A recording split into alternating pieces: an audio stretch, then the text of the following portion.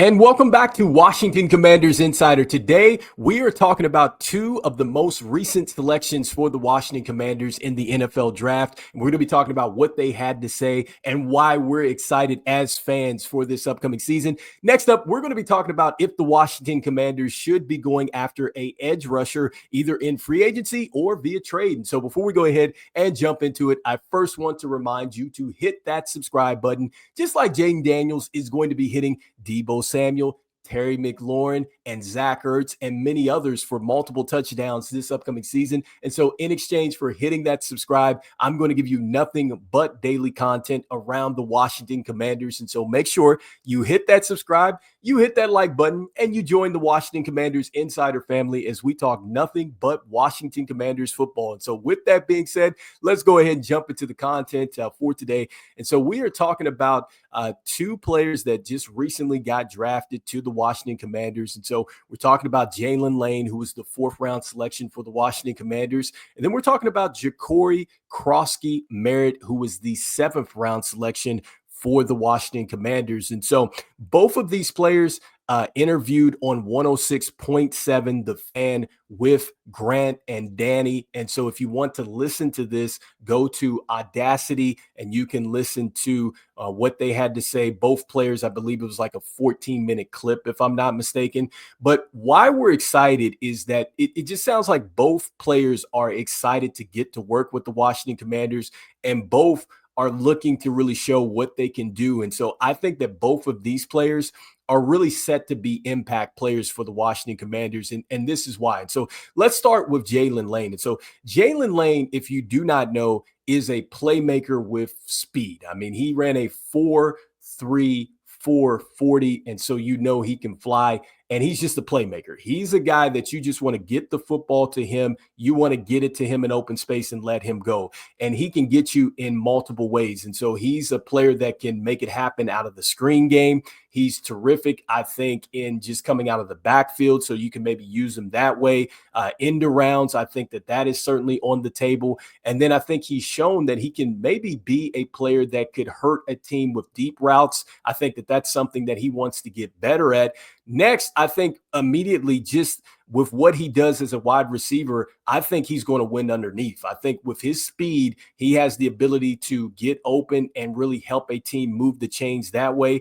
And next, I think when it comes down to zone coverage, if he's able to sit into a pocket in a zone, I can just imagine Jaden Daniels hitting him and him turning a 5-yard route into a 10, 15-yard gain with that speed and his ability to kind of get up the field. And so one of the reasons why I think that he's going to be an impact from day one for the Washington Commanders is he is excellent at the kick return and the punt return. So he's a special teams ace. And I think that when you're talking about a special teams ace, this is a person that can help your offense get into a prime position at the start of their drive. And so if you can get extra yards on that kick return or that punt return, that's just some more yards that the offense does not have to worry about. We know how dangerous the Washington Commanders offense is. And so any advantage, I think, is going to help this team out. And so I think that he's a player that immediately can be an impact that way.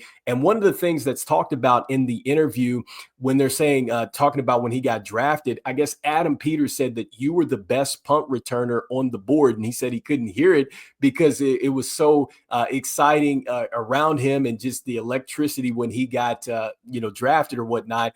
And so I thought that was really cool and a great point that just points out that he is going to be an impact player, I think, in the special teams, regardless if he is out on the field as a wide receiver in year one.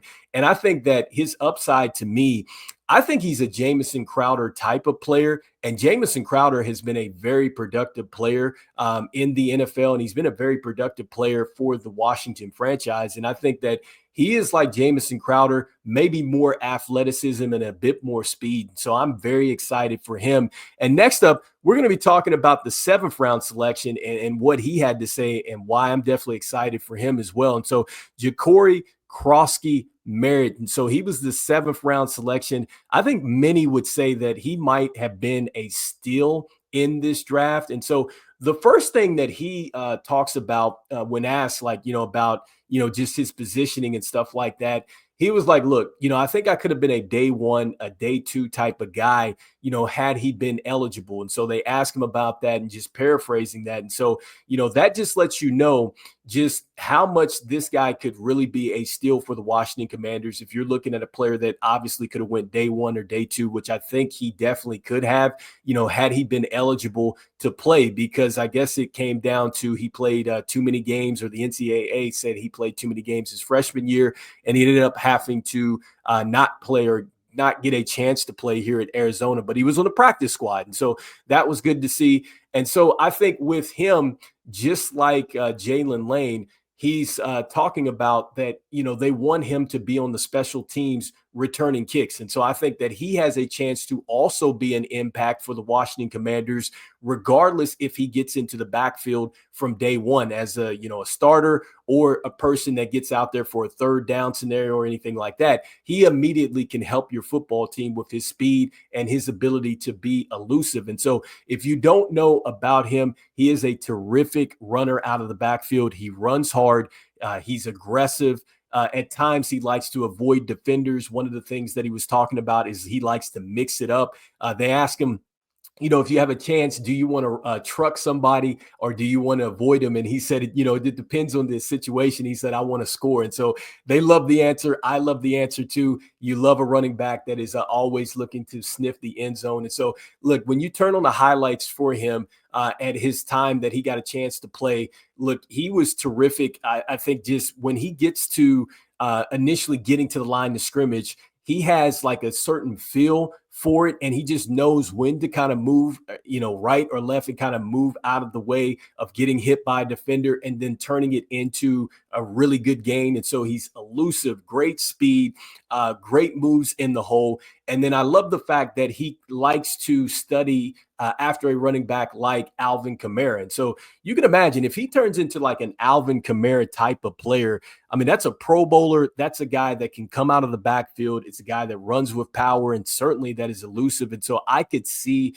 that being a real comparison for Jacory Croskey-Merritt. And so I hope that he does become that. But I think as a running back, he definitely has a chance to get on the field as well later in the season, because we know that the running game slowed down, the injuries and things like that. And so there may be a time where, look, that happens. You need to go to Jacory Croskey-Merritt. And I think that this guy is hungry, just like Jaylin Lane. And so that is why I am super excited for both of these players. I wish the season could start tomorrow. So with that being said, let's go ahead and jump into the next topic. And we're talking about, should the Washington Commanders get an edge rusher via trade or free agency? And so, you know what? I think that the Washington Commanders should definitely take a look at this. And I think that there are a couple players that come to mind. And so let's start with the free agents. And so let's start with Matthew Judon. I think that he's the first player that I would certainly consider for the Washington Commanders if they're looking to upgrade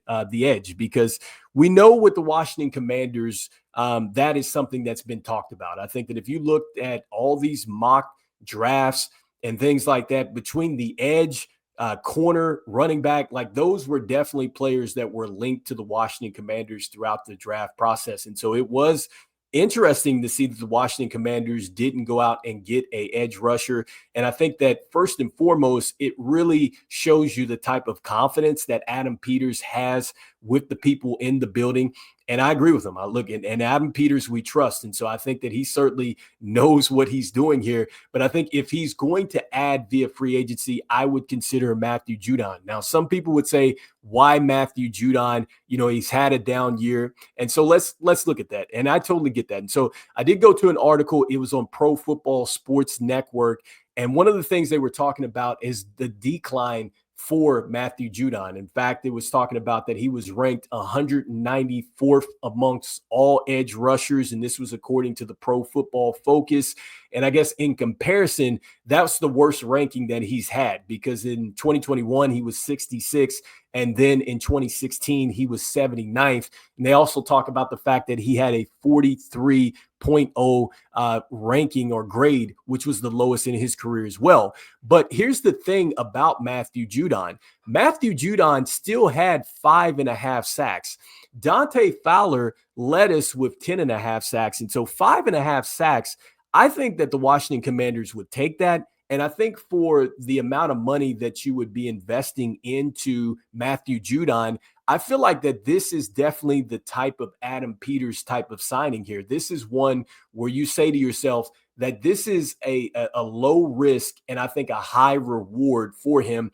And I like the fact that he's just 33 years old. And I think that you have a little bit of runway with Matthew Judon, meaning this, that if you get him for a 1-year deal, I think you could bring him back and he could also maybe sign up for another 1-year deal, or you could even put him on a 2-year deal. And I still think that maybe fits the timeline of what the Washington Commanders would want to do. And I think regardless of what the Commanders do at the edge position, they're going to have to go to the draft and get another player at the edge. You need to get somebody that's going to go along with the timeline of Jaden Daniels. And you're going to need somebody that is going to be a foundational piece on your defense that you can grow with. And so regardless of what the Washington Commanders do at edge, you have to be considering that. And I think that Matthew Judon would be a player that doesn't get in the way. And most people would look at that and say 5.5 sacks. Look, 5.5 sacks for a player that you probably don't need as an every down type of player. You just want to get him out there as a rotational player. I'm signing up for that. I think that if you bring Matthew Judon into a situation with the Washington Commanders in which he has never been in a winning situation with other teams, I think that when you see Jaden Daniels come into the building early, you see him doing his VR training, then he's training with Terry McLaurin, and then he's going to the meeting, and then he practices, and then he's going back with Terry McLaurin, and then you see the same thing with Frankie Louvu, and you see the same thing with Bobby Wagner. I think that rubs off on you, and I think that you find a way to get more than 5.5 sacks when you're just playing on a rotational type of basis. And so for that type of production, yes, sign me up for that. I think he helps you. You just want to see him bring his expertise to the locker room to help the Washington Commanders. And I'd say next up, the next player that I would consider at the free agency position as far as an edge rusher would be Von Miller. And so Von Miller, the thing with him is he's 36, so a little bit older. But here's the deal with Von Miller. Von Miller has won 2 Super Bowls. What is one of the things that the Washington Commanders definitely bring in? They bring in players who have done things at a high level in the NFL. I think that is something that, like Adam Peters would say, it doesn't show up in the stat sheet. But when you're bringing in players who have had some real success in this league, which I think we're going to see that with some of these players that we brought over from the Patriots, that is going to rub off on the team. And so I think that if you're getting Von Miller, you're getting a player that has been to the top of the top. And so I think immediately that is going to help your defense, going to help your football team, because there's not an offensive set or just kind of a variation that he has not seen. So that type of experience is going to help you. And it also helps you too if you're able to bring him back the following season, because if you do get an edge rusher, that is a terrific person to learn from, is a Von Miller. And so when you look at his production, 6 sacks last year in 2024. He didn't have any in 2023. He had 8 in 2022 with the Buffalo Bills.